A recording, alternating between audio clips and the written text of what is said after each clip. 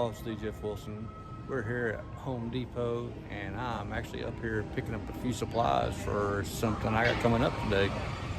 Well, I tried to do some videoing inside them for y'all, but it was way too loud in there today, and they had all sorts of saws going.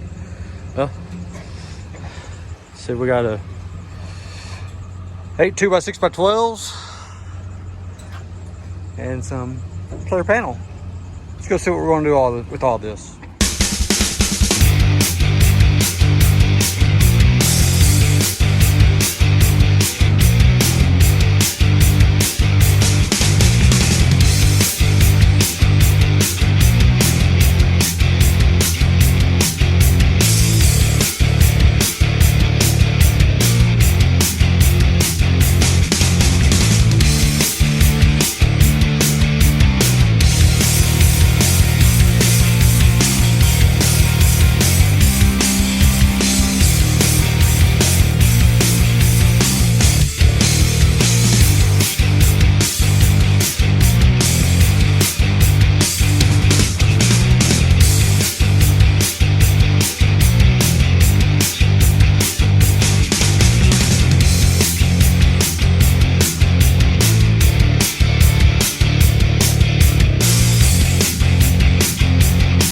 What up, y'all? It's the Jeff Wilson, and today here in the fish room we're going to be building a stand for this.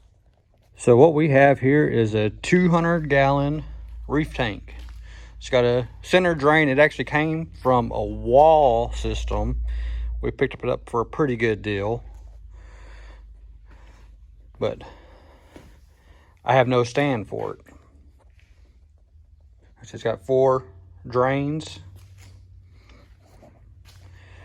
What I'm going to do, picked up some 2x6s.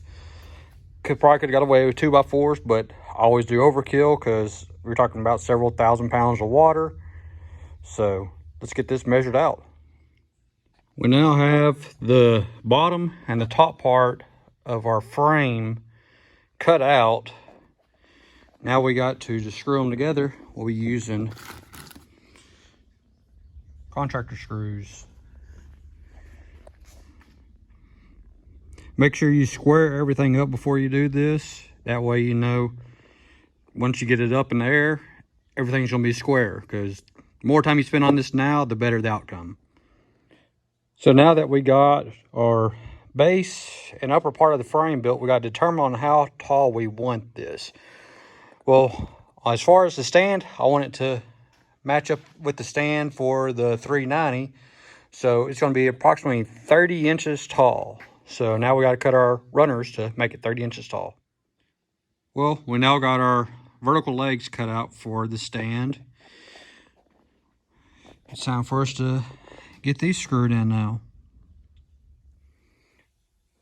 Now we have our main structure built. A lot of people here, they put a top on and call it done.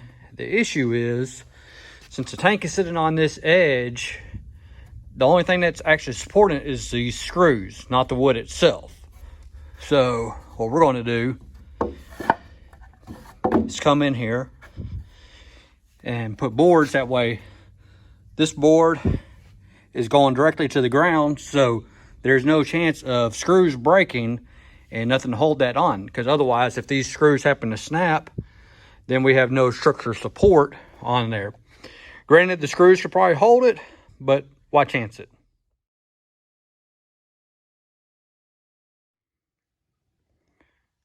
Well, we now have our main structure complete.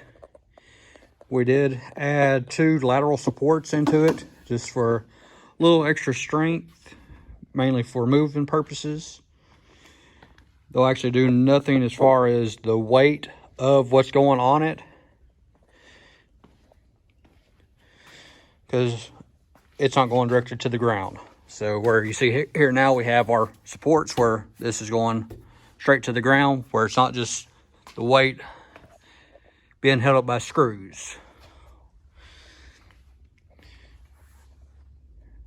Now it's time to get our top made for it. So we don't have too much left. What I have here is 1/2 inch plywood, and we're going to cut out the top panel for the stand. Well, we now have our top on here, and you might see that I did some extra drawing on here. Well, what we got to do, we have to cut out this because we have a center overflow. So that way we have a good area for our pipes to run down and don't have to worry about anything getting in the way. Well, as you see, we now have our hole cut open for our overflow.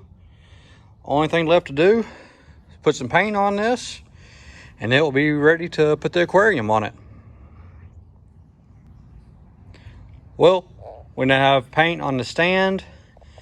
We just used some cheap clearance paint I got from Lowe's for $9 a gallon.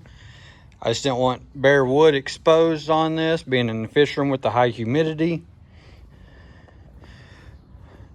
But we'll probably end up wrapping it at some point. I don't know when, that'll be for a later video.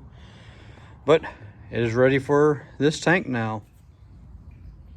Thank y'all for watching the how-to video on building a wood stand for your aquarium.